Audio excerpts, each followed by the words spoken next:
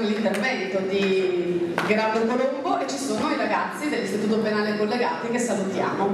Sono ancora collegati, attenzione, un attimo, prima intanto che arriva il collegamento, credo che arriverà in breve, io in primo luogo vorrei con voi stabilire una regola, fare un patto, metterci d'accordo su una cosa.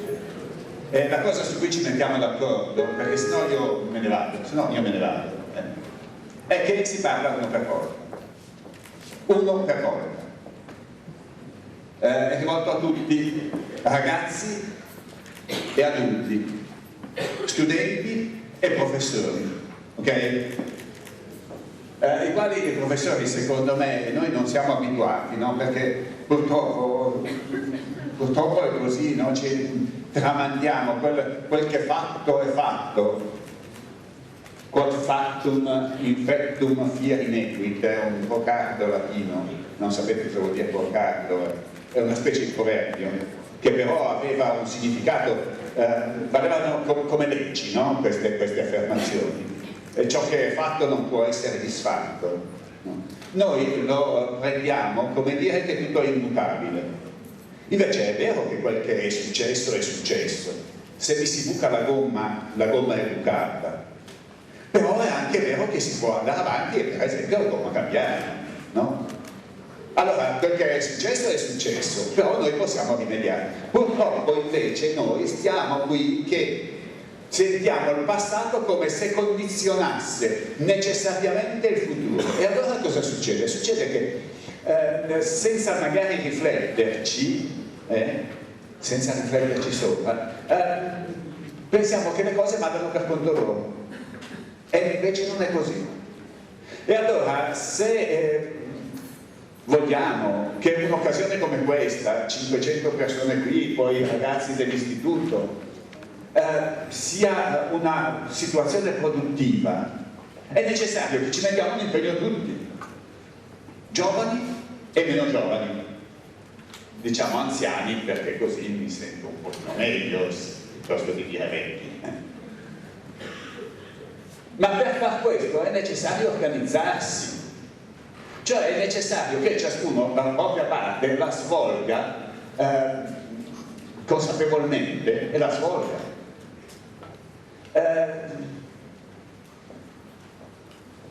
Quindi per esempio i professori non possono distrarsi prima, devono sapere che stanno facendo anche qui, adesso, oggi, stanno facendo il loro lavoro e quindi non possono mentalmente assentarsi, perché sennò si assentano anche i ragazzi. Magari sarebbe una cosa opportuna che stessero, come succede da parte di qualcuno, insieme, dentro le loro classi. Invece qualcuno da una parte e qualcun altro da un'altra parte. Allora, facciamo questo patto, si parla uno per volta, ok? Magari riusciamo a interagire. Non sarà facilissimo perché siccome siamo collegati via Skype con l'istituto, io dovrò parlare con voi portandovi dietro questo, che è attaccato con un filo, quelle robe lì. Allora diventa abbastanza difficile. D'altra parte, perché possiamo mantenere, i ragazzi ci sono già, quasi ci sono, allora vado avanti così, quando ci sono me lo dice. Perché possiamo mantenere il contatto è necessario che siamo in contatto, no? Se no diventa abbastanza naturale che ognuno vada per i fatti suoi, anche per via del fatto che, credo che lo sappiate, forse non ve l'ha mai detto nessuno, però noi come esseri umani abbiamo una capacità di mantenere il livello di attenzione a livelli ragionevoli, sì, a prezzi ragionevoli, soltanto per un certo periodo di tempo, che dovrebbero essere 45-50 minuti.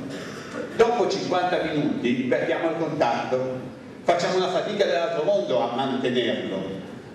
E quindi siamo qui da quasi 2 ore e si fa fatica, facciamo fatica.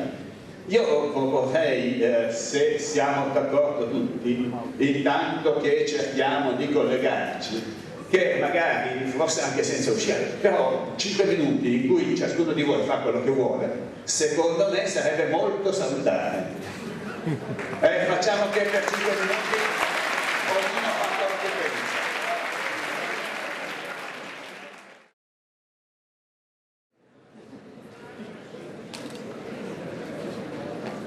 Quindi invece qui, nonostante che qualcuno di questi temi abbia parlato, degli interrogativi non esistono, non ci sono.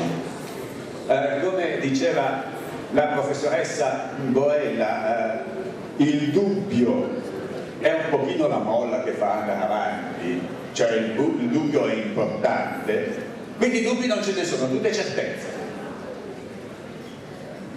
Tutte certezze, oppure sono dei dubbi. E allora i dubbi generano domande in genere, giusto? Allora delle domande lì ce ne avete? Posso staccarmi un attimo da queste cose? Scusate, magari mi sentite meno voi, forse però mi sentite lo stesso, perché devo andare via a sapere se di domande ne avete. Se ti voglio fare delle domande noi, si devono avvicinare al microfono. Sì, voi ne avete domande? Lei ce n'è.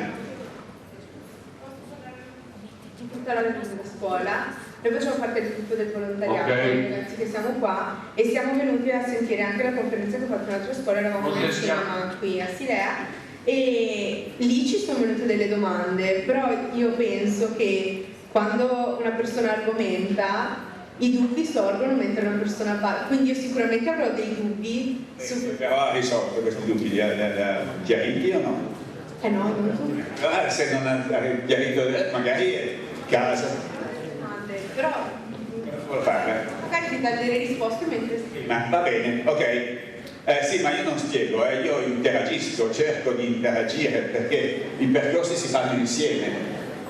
Si fanno insieme. Qui davanti ho soltanto persone adulte. Ecco, lì prendete, bene, ci mettiamo d'accordo in questo modo. Io parlo poco e poi, dopo che ho parlato un pochino soltanto, passo alle domande. Facciamo fare le domande prima a loro che sono lontani e poi fate le domande voi che siete vicini. E se facciamo una testa? Cioè, così vogliamo proprio, ma siamo in un momento estremamente interessante perché stiamo insieme creando le regole del nostro stare insieme per questo ranguardo. È importante, ma se lei vuole possiamo fare una testa, solo che qui non so se ce ne sono 10. Come sia più comoda lei? Vabbè, anche questa è una regola, cioè io mi investo della... Però logicamente non abbiamo 600 domande da fare. No, ma qui no, il problema è che qui non ce ne sono 10, non il contrario, molto probabilmente. Allora, Ok, rimaniamo in ascolto. ecco, come le dicevo, cerco di parlare poco, anche se il tema è un tema che porterebbe a parlare chissà quando. Per favore, non mi dia delle... mi fa sentire vecchio. Posso vederla un attimo che vedo se è vecchio o no? Neanche lui posso vedere. Non può vedermi però, le dico che ho 17 anni. Ah, è un detenuto, cioè è una persona che sta lì. Ah, io pensavo che fosse invece una persona che fa parte dell'istituzione. Faccio parte dell'istituzione.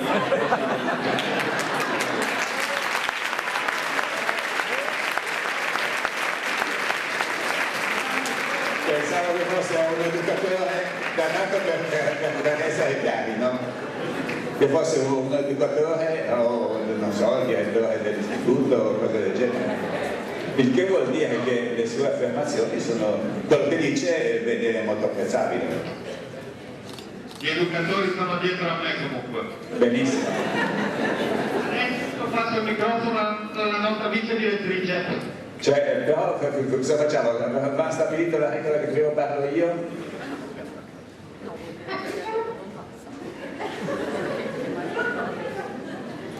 E se, no, la vice direttrice, buongiorno. Buongiorno, Come sta? sta abbastanza bene, lei come sta? No, io anche. Io ho lasciato un amico di intervento, ma io Senta, cosa facciamo? Cominciamo? Lei ha qualcosa da dire?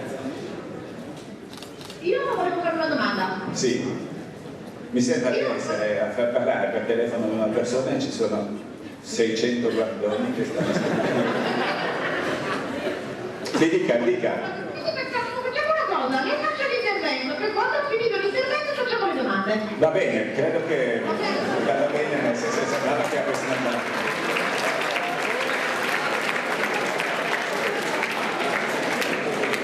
Allora, la prima cosa da dire è di che cosa stiamo parlando questa mattina, ok? Perché ci sono tante persone che sono venute qua senza sapere nulla, si trovano davanti un titolo giustizia riparativa. Cos'è questa giustizia riparativa? Che senso ha parlare di giustizia affiancando a questa parola giustizia un'altra parola di cui alla fine si conosce poco o quasi niente del significato? E quindi io credo che per prima cosa, per riuscire a parlare di giustizia riparativa, bisognerebbe chiarirsi il significato di entrambe le parole, anche di giustizia. E sentire un po' se secondo voi, giusto per parlare, per cominciare, per introdurre l'argomento, se secondo voi si riesce a trovare un sinonimo alla parola giustizia che ci faccia capire qual è il contenuto, che cosa vuol dire. Per esempio, giustizia è sinonimo di vendetta o no? Giustizia e vendetta vanno insieme? Allora, se giustizia e vendetta non vanno insieme, secondo voi è logico che la giustizia consista molto frequentemente nella, tra virgolette, soddisfazione, perché non si soddisfa neanche di un desiderio di vendetta?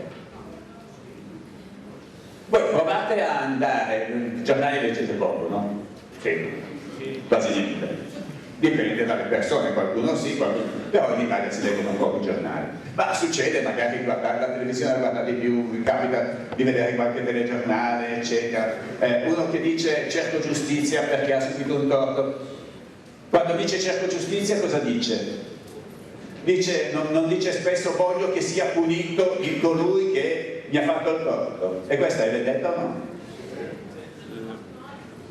Sentiamo? Cerca verità. Chiedo scusa, cioè la verità mi sembra di essere un cane al guinzaglio. Ci siamo. Però non so. L'ho fatto. Allora, scusi, verità è la ricostruzione del fatto. Cioè, verità è sapere che cosa è successo. Dopodiché la conseguenza al sapere quello che è successo è una conseguenza che decidiamo noi quale sia, no? Cioè sta nella natura delle cose che uno che ha ammazzato una persona debba, come succede in qualche stato tutt'oggi, debba essere ammazzato, o è una decisione degli uomini. E questa decisione degli uomini consiste in vendetta oppure no? Cioè la verità è verità che una persona che ha fatto un torto debba subire un torto? È verità? Dice la professoressa, perché sennò è fuori corso. Qui è una mamma o una curiosa, no? La signora curiosa dice deve essere mai riparare il danno. Se ci mettiamo in quest'ottica, in questa impostazione, ma a voi proviamo a parlare di noi, no? Perché se no noi parliamo sempre delle cose lontane, magari utilizzando dei termini che sono molto astratti, no? In cui la concretezza si perde. Parliamo di noi e di voi. Ma se a voi vi portano via lo scooter, non è che la prima cosa comunque sarebbe quella di riavere uno scooter? o no? Primo. Secondo, magari di avere anche le scuse da chi vi ha portato via lo scooter. E terzo, di sentirvi, possiamo dire, sicuri come prima che lo scooter vi fosse portato via o no? 1, 2, 3. Lo scooter, le scuse, sentirsi sicuri. Tutto questo ha una relazione con la pena oppure no? Col fatto che chi ha portato via lo scooter sia costretto a soffrire. Provate a pensarci se ha una relazione oppure no. Oppure se questo fatto che sia costretto a soffrire non faccia parte del desiderio di vendetta. E mettiamo insieme le cose e allora se fa parte del desiderio di vendetta, tutte le volte in cui si reclama una punizione vuol dire che ci si vuole vendicare. E allora la giustizia vuol dire vendetta. Ma secondo voi, attraverso la vendetta si va avanti o si va indietro? Attraverso la vendetta si va indietro. Se attraverso la vendetta si va indietro, bisogna cercare di dare alla parola giustizia un significato diverso, o no? Andiamo un po' in là, se no si sentono trascurati, e se sentono trascurati si mettono a parlare tra di loro, e quindi poi se io gli dico di cosa stiamo parlando, loro cascano dal nuvolo. Ecco, possiamo entrare in una ottica, in una atmosfera nella quale capire perché sono messe insieme queste due parole, giustizia, riparativa, nel momento in cui proviamo a riflettere sul senso della pena. Giustizia non è, per esempio, equità. Giustizia non è, in questo paese, guardate, giustizia vuol dire riconoscimento della dignità di tutte le persone. Perché la Costituzione parte di lì, tutti i cittadini hanno pari dignità sociale, cioè tutti i cittadini sono importanti e sono importanti allo stesso modo degli altri. E allora giustizia vuol dire riconoscimento del fatto che lei come me, come lei, come lui, come il professore credo lì davanti, eccetera, siamo tutti degni allo stesso modo. E tutte le volte in cui questa dignità è rotta, fare in modo che sia riportata, recuperata, che ci sia ancora la dignità di chi ha subito qualche cosa che gliela tolta. Io vi facevo prima l'esempio dello scooter. Beh, insomma, chi si vede portare via uno scooter non è che si sente indegno, no? Non si sente offeso, sarà un po' arrabbiato, come diceva chi ha parlato per ultimo, usava un'altra espressione, quella che usate voi di solito, sì, è arrabbiato, ma non è che si sente sminuito, no? E anche la rabbia dopo un po' gli passa, non è che se la trascina, no, per anni, per secoli, dicendo ah, che ferita mi è stata portata alla mia identità, al mio essere, alla mia dignità, appunto, perché mi hanno portato via lo scooter, no? E chi invece una ferita vera l'ha presa, una coltellata, è un po' diverso, no? Sì. E chi è stato vittima di un'aggressione è un po' diverso. Chi gli hanno rubato in casa è anche un po' diverso. Perché lì proprio si sente sminuito. E si sente insicuro. A quella domanda che faceva sempre, credo, il rappresentante dell'associazione Don Calabria, perché? Ma perché? Perché è stato fatto male a me? E necessariamente si sente meno, ha paura per esempio, no? La prima cosa da fare, credo, quando si parla di giustizia è cercare di riparare per davvero la vittima.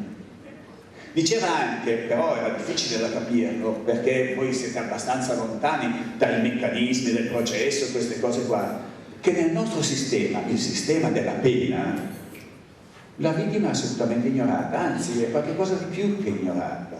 La vittima qualche volta è addirittura vessata. La vittima è al massimo ben che vada estranea. È talmente estranea che se vuole essere risarcita sotto il profilo dei soldi, avere un risarcimento venale, deve andare da un avvocato, chiedere all'avvocato mi difende, e andare con l'avvocato davanti al giudice, costituirsi parte civile.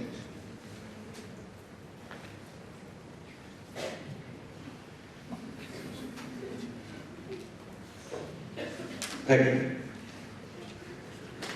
Costituirsi parte civile è dimenticato. Quando invece non sia in qualche modo obbligata a ripercorrere la sofferenza che ha subito. Una ragazza o un ragazzo, che ragazzi succede delle volte, che abbia subito per esempio un'aggressione sessuale. E cosa gli succede nel processo? Nel processo gli succede che, insomma, prima cosa deve andare a fare denuncia, va a fare denuncia e dai carabinieri e dalla polizia gli fanno raccontare tutto quello che gli è capitato, no?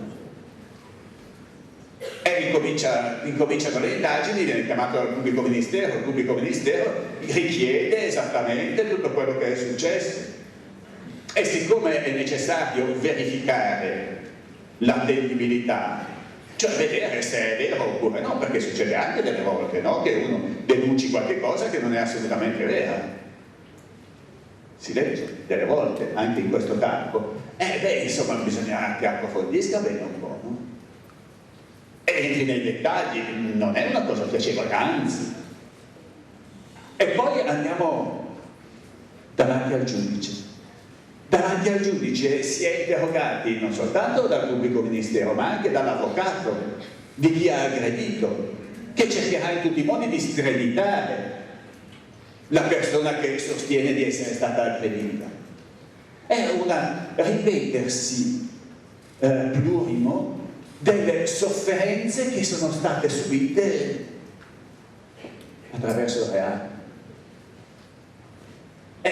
Pensiamo alla vittima o no? Sembra qui, perché sembra quasi un controsenso, no? Ma è una contraddizione, quella di dire sì, ma alla vittima chi ci pensa?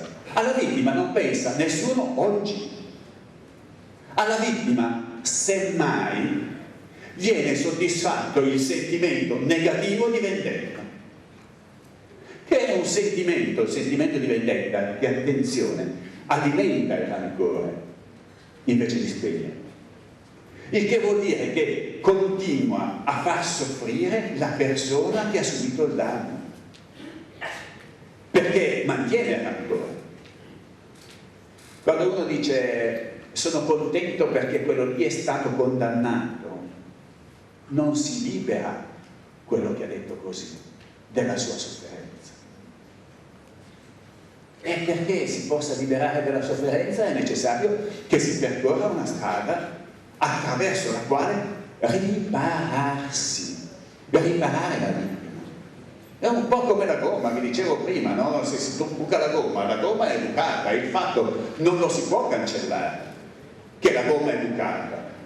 Ma se io non lo riparo, il buco, se non riparo la gomma, resto fermo, non posso muovermi mai. Per andare avanti c'è bisogno di riparazione. E questo è il senso della giustizia riparativa, che si ripari la vittima, primo, parlavamo di sicurezza, si faccia in modo che aumenti, perché anche questo fa parte, oltretutto, della riparazione, la sicurezza delle persone in generale. Allora, per vedere quanto la pena garantisce un aumento della nostra sicurezza, io vi faccio un esempio. Adesso i ragazzi che sono collegati con noi si trovano in una situazione sicuramente non così drammatica comunque la loro, ma non è drammatica come quella degli adulti. C'è qui qualcuno, sì, sicuramente, forse tutti, non lo so, che ha compiuto 18 anni. C'è qualcuno che ha compiuto 18 anni. Chi ha compiuto 18 anni e commette un reato non va negli istituti penali minorili. Chi ha compiuto 18 anni va nel carcere normale. Prima va nella casa circondariale se gli viene applicata una custodia cautelare e poi va nelle case di reclusione a scontare la pena. provate a pensare di essere stati messi, giustamente o ingiustamente non importa, in un posto in cui dovete vivere insieme ad altre 4-5 persone, 3-4-5 persone, in 12 metri quadrati, 12 metri quadri, avete presente?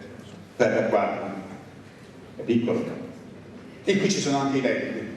E questi 12 metri quadrati comprendono anche una specie di corridoietta, una roba in cui c'è o un water o una turca e un lavandino, nel quale lavandino vi fate anche da mangiare.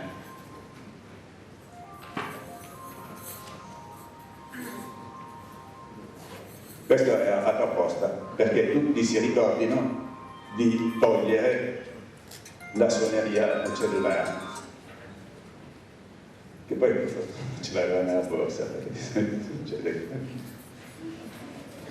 cioè ricordate, avete spento tutto il cellulare, ci avevamo messo d'accordo prima, infatti la musica era bella.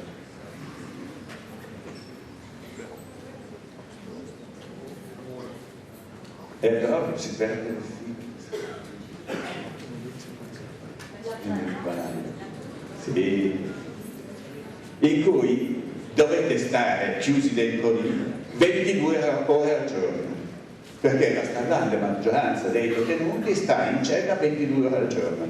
Le altre 2 ore le passa all'ora d'aria si fa in dei cortili cementificati da tutte le parti, che hanno delle cortili, chiamati cortili e di tanto perché sono piccolini, che hanno delle mura alte 4-5 metri intorno, in cui si vede uno spicchio di sole e basta. 22 ore al giorno. Provate a immaginare 6 mesi, 22 ore al giorno con persone che non avete scelto voi, quindi possono essere antipatiche, possono puzzare, chi lo sa, no? Cioè, sono persone che non avete scelto, con le quali condividete tutto.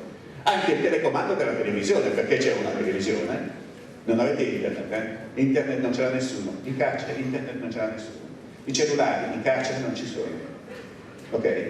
C'è una televisione con un telecomando, 4-5 persone, già litigate con i vostri fratelli quando si tratta di scegliere un programma, figurarsi, potendo vedere i vostri cari complessivamente tutti quanti soltanto 6 ore al mese, cioè non 6 ore per ciascuno, i vostri cari, perché per vedere un amico invece occorre un permesso speciale, bisogna chiederlo al giudice, il giudice magari non ve lo dà. Che se per caso viene mal di denti, potete chiamare il vostro dentista, no? Prendere l'appuntamento, mi fa un male dall'altro modo venga subito, no, dovete sperare che ci sia il medico, il dentista in carcere, perché in carcere c'è un dentista, deve venire da fuori. E lo stesso se vi fa male la pancia. Anche lì potreste chiamare il vostro medico di fiducia, però facete una domanda, eccetera, il medico deve entrare, passano 3-4 mesi, siete già facciati. Dovendo ovviamente obbedire alla polizia penitenziaria. Ecco, immaginate di passare 6 mesi in queste condizioni. Quando finisce il trattamento, vi sentite in pace con il resto dell'umanità o appena uscite pensate di trovare il mezzo per fargliela pagare il resto dell'umanità? La prima o la seconda che ho detto? Allora, evidentemente un sistema di inflizione di sofferenza, invece di aumentare la sicurezza dei cittadini, la diminuisce. E uno potrebbe pensare, allora teniamoli dentro tutti per tutta la vita, sì. E questo comporterebbe comunque, a parte il fatto degli aspetti di umanità, no? Potrebbe succedere a chiunque, anche secondo me qui dentro a qualcuno può essere successo per davvero, che entra in un negozio, in un grande magazzino, non so, gli piace un paio di orecchini, se li mette in tasca. Può essere successo. Se la beccano dentro per tutta la vita. Senso della proporzione, no? È uno che ha la prospettiva di entrare per tutta la vita, se ruba un paio di orecchini, fa una rapina, perché tanto la conseguenza è la stessa. E mette in conto anche di ammazzare il cassiere della banca, perché tanto la conseguenza è la stessa.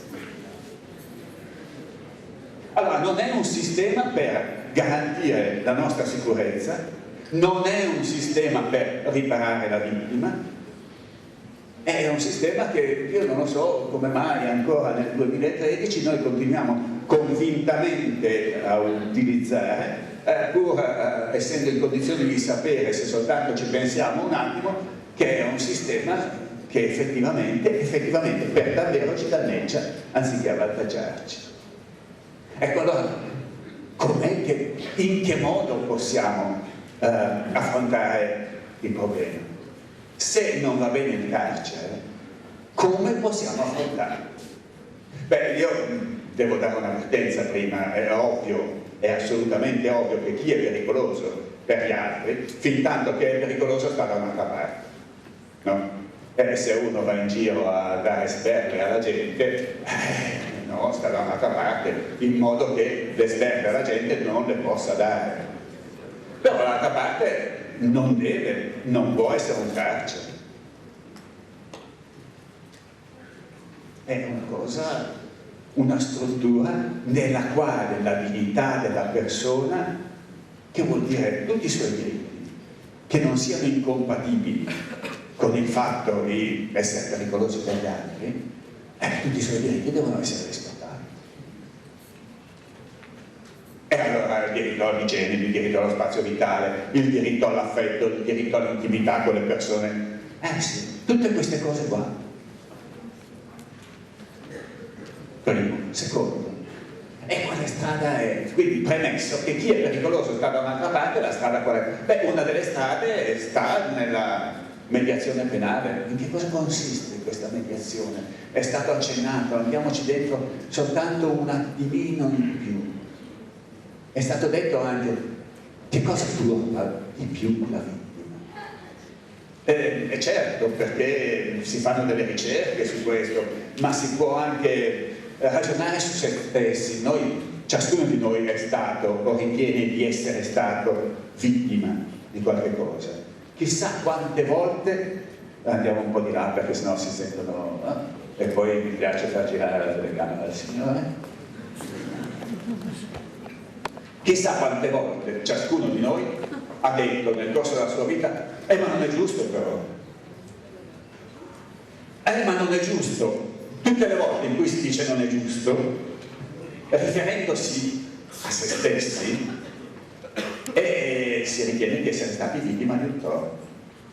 Poi si può dire anche non è giusto quando si vede un'immagine in televisione di una barca che affonda e persone che annegano, non è giusto, si può dire. Generalmente non è giusto, lo diciamo pensando a noi. Quando diciamo non è giusto pensando a noi, riteniamo di avere subito un torto. La prima domanda che ci facciamo è: ma perché mi hanno fatto male? E cioè, perché io sono stato destinatario di un torto? Ma non è giusto, c'è già dentro la domanda. Chi è che ha la risposta a questa domanda? Perché? Perché mi è stato fatto male? Soltanto una persona che ci ha fatto il male. Se vogliamo avere una risposta, dobbiamo necessariamente rivolgerci a chi il male ce l'ha fatto. Ed è per questo che la mediazione penale, che in Italia è quasi sconosciuta, nel senso che è praticata utilizzando delle norme, delle regole pensate per altro, non da tutte le parti, soltanto in ambito minorile. Non tutti i tribunali per i minorenni adottano la mediazione penale, proprio perché non c'è una disciplina, nonostante che sarebbe obbligatoria, perché l'Unione Europea stabilisce che tutti gli Stati membri dell'Unione debbano avere un sistema di giustizia riparativa, e c'era la Francia, c'era il Belgio, c'era l'Austria, c'era la Germania, c'era praticamente da tutte le parti, meno sicuramente che in Italia e non so, forse in altri paesi che di evoluzione più lenta, no? come la nostra. E la giustizia riparativa ha a cuore che sia data questa risposta, e quindi, nonostante che sembri un dato incredibile, l'adesione volontaria al sistema di mediazione penale da parte delle vittime, dove il sistema esiste, è dell'ordine del 90%. Sono stati fatti degli studi, delle ricerche, metà ricerche, ce n'è una che ha fatto un professore americano dell'Università del Minnesota, si chiama Malcolm Wright. Credo che troviate anche su internet i risultati di questa ricerca. 90%, in alcuni casi il 92%, in altri l'88% a seconda dei luoghi in cui ha fatto questa ricerca. Comunque la media più o meno è quella, punto più, punto meno in percentuale, delle vittime decide di seguire il percorso. Cioè le schiere, ma lei, mettiamo che è una vittima, sarà stato un fratello maggiore. Ha un fratello maggiore? No. Allora non può essere vittima del fratello maggiore, però magari di qualche suo amico che la scherza. Succede, no? Di essere vittime. No? Bene, il 90% delle vittime a cui è stato chiesto: vuoi fare questo percorso che si risolve con l'incontro con chi ti ha fatto del male? Dice di sì, il 90%. Tanto, tanto che lei non ci crede. Dice boh. Infatti è giusto che lei non ci creda, nel senso che glielo dico io e basta, però per avere la certezza può informarsi, perché è una cosa che interessa a lei, non interessa tanto, ma si interessa a me anche, ma a me interessa meno perché ho 67 anni, 20 anni, 15, 25, non ci sono più, invece lei ne ha 18, 7, 17, ad stare qui 60 anni, pensi un po'. Ma pensi un po', ad stare qui 60 anni com'è importante per lei, come è il mondo, ma come sarà per quei 60 anni. Metta che a un certo punto fanno una legge che dice che si tiene i capelli dritti, è un reato. Può succedere, Succedono delle cose stranissime. Nessuno ha visto lo stato il dittatore dello Stato libero di Banana, se siete troppo giovani, un film del 70. Bene, un percorso attraverso il quale la vittima possa recuperare la dignità persa per via del male che le è stato fatto. E il responsabile riesca a diventare consapevole del male che ha fatto, perché generalmente il male lo si fa senza sapere che è male, e quante volte succede, no? C'è un bellissimo libro di Friedrich Dürrenmatt che si chiama La Panna, che io consiglio di leggere tutto per rendersi consapevoli di questo tema, di questo aspetto. Come si può fare il male senza sapere di averlo fatto? Primo.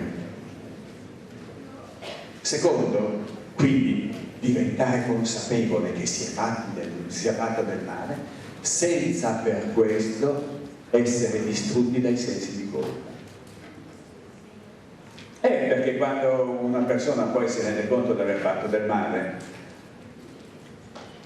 ha da fare i conti con quello che ha fatto. E questi conti possono essere assolutamente distruttivi. Quante sono le persone, anche questo veniva accennato, no? Che dicevano, magari la vittima mi perdona, ma io non sono in grado di perdonare, io non posso perdonare. E chi dice io non posso perdonarmi, attenzione, alla fine si astrae dalla società, rimane in rapporto soltanto con il suo senso di colpa, e astraendosi dalla società, astraendosi dalla relazione con gli altri, comunque è esposto primo a non essere in comunicazione con nessuno, e secondo è esposto a commettere ulteriori errori. E terzo, comunque non dà nessun contributo alla vita con gli altri. È un percorso. che richiede responsabilità. Vedete, chi sta in carcere 22 ore al giorno, chiuso, responsabilità praticamente non ha responsabilità, perché non è libero, non può scegliere di andare al cinema, no? Sta chiuso dentro lì, non può scegliere, alla fine non può scegliere di lavorare, perché la possibilità di lavoro in carcere è limitatissima, il 13% se mi ricordo bene dei detenuti lavora in carcere, tutti gli altri no. È oggetto di disposizioni sulle quali non può influire. E invece il percorso della mediazione è un percorso che va verso la responsabilità. E allora chi sta in carcere soffre perché è chiuso dentro, ma non soffre per il fatto di dover rispondere agli altri. E chi invece fa il percorso della mediazione, chi invece si assume la responsabilità di dare una risposta alla vittima, proviamo a metterci dentro in questo percorso. È la responsabilità, la risposta all'emergere del fatto che quello che hai fatto è una cosa che fa male. La paura, l'ansia, l'angoscia del non essere, dell'eventualità di non essere comunque mai accettato dalla vittima. Che la vittima non ti riconosca mai come essere umano. È lo sforzo e la fatica di stare dentro le regole che ha il percorso. Chi sta in prigione non sta dentro una cella, non sta dentro delle regole.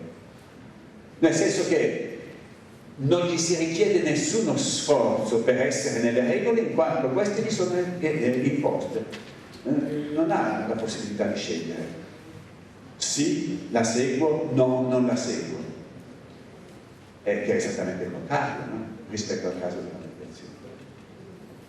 È un percorso, voglio dire, anche molto faticoso, perché sennò si potrebbe su queste cose ragionare come si fa nelle barzellette e dire beh sì, certo, cosa vuoi? È la cosa più deresponsabilizzante del mondo, è la cosa più semplice del mondo, è la cosa più facile del mondo. È tutto il contrario. E allora adesso ci siamo chiariti, credo, spero, con un contributo notevole da parte vostra, di cui vi ringrazio molto, perché siete stati bravissimi, veramente bravissimi. Adesso ci siamo chiariti che cos'è l'oggetto, no, di questo incontro, e quindi credo che possiamo passare per davvero alle domande. Quindi cominciamo da voi mi sentite, però aspettate che dobbiamo collegarci per sentire.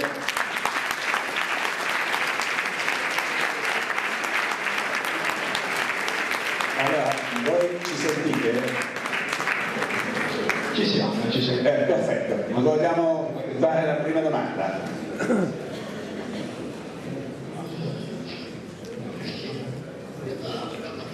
Pronto? Sì. Sentite? Sì, vi sentiamo.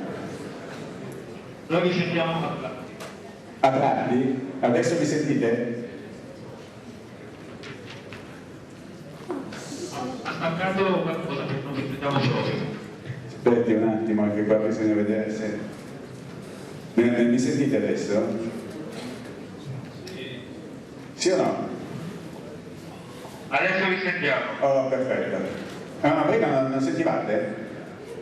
Sì, fino adesso che hai parlato sì. Ah, benissimo, benissimo. Allora, dai.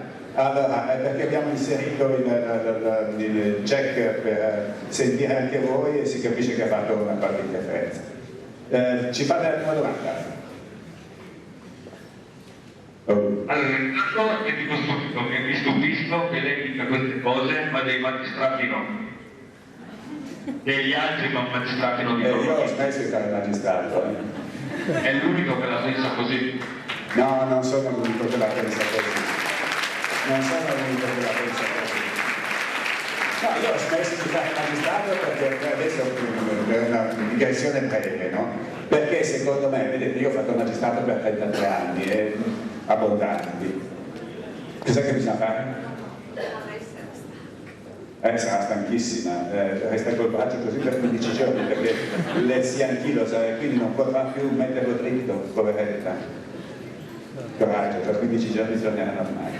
Dicevo, ho fatto il magistrato per oltre 33 anni, una cosa che ho constatato progressivamente via via che si procedeva era che la giustizia funziona sempre male, non funziona male oggi. Da quando sono entrato in magistratura nel 1974 che funziona male. E allora a un certo punto mi sono posto il problema, ma in che modo si può riuscire a far sì che la giustizia funzioni?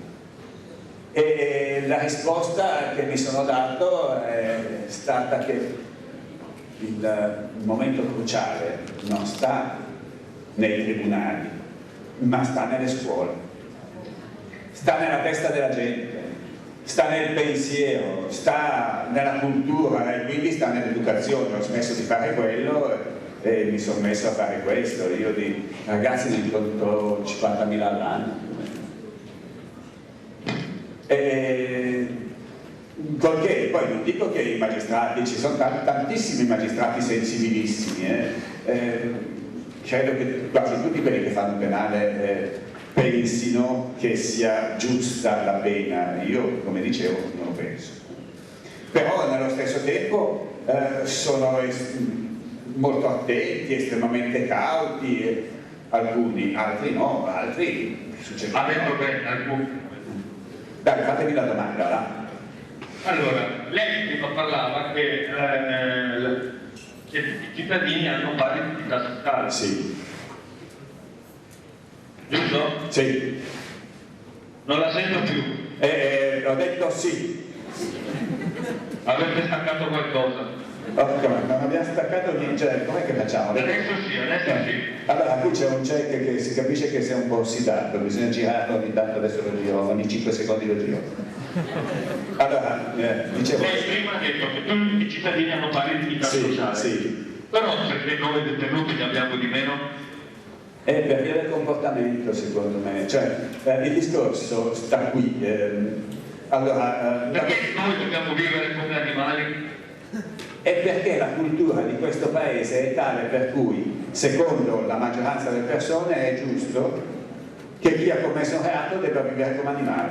Cioè, la Costituzione dice il contrario. L'articolo 27 della Costituzione dice che la pena non può consistere in trattamenti contrari al senso di umanità e deve comunque tendere alla rieducazione del condannato. Però noi siamo umani come tutti. Certo, lo so, va bene. Il fatto è che la Costituzione non è seguita dalle persone, il difetto non sta nella legge. Persino ha scritto un libro, anche quello molto bello, che non mi ricordo più come si chiama, Diritti e castighi forse si chiama. L'ha scritto Lucia Castellano, che è stata direttrice del carcere di Bollate a Milano per un tempo consistente, insieme a Donatella Stasio, che invece è una giornalista che scrive sul Sole 24 Ore. E hanno scritto questo libro molto bello, secondo me, sul carcere, sulle condizioni delle persone che ci stanno e sulla coerenza del sistema carcerario effettivo rispetto alle regole. Beh, io credo che se fossero effettivamente applicati fino in fondo l'ordinamento penitenziario e il regolamento penitenziario, le condizioni dei detenuti sarebbero molto migliori rispetto a quelle che sono oggi. Allora vede che le leggi dicono una cosa, poi se gli uomini si comportano diversamente non è responsabilità della legge ma è responsabilità delle persone. Okay. Poiché io non dico che non ci siano leggi da cambiare in questo paese, ce ne sono comunque, ce ne sono tante, però siamo noi che dovremmo darci da fare, sollecitare, ma sollecitare molto il Parlamento perché le leggi che non sono coerenti con la Costituzione, senza magari essere apertamente incostituzionali, perché sennò ci pensa la Corte Costituzionale a toglierle di mezzo, ma non osservano lo spirito della Costituzione e vengano buttate via e ne vengano fatte al loro posto delle altre. Altra domanda?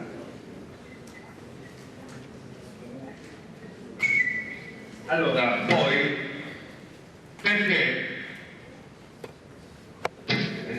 Aspetta. Allora, ci stavamo domandando,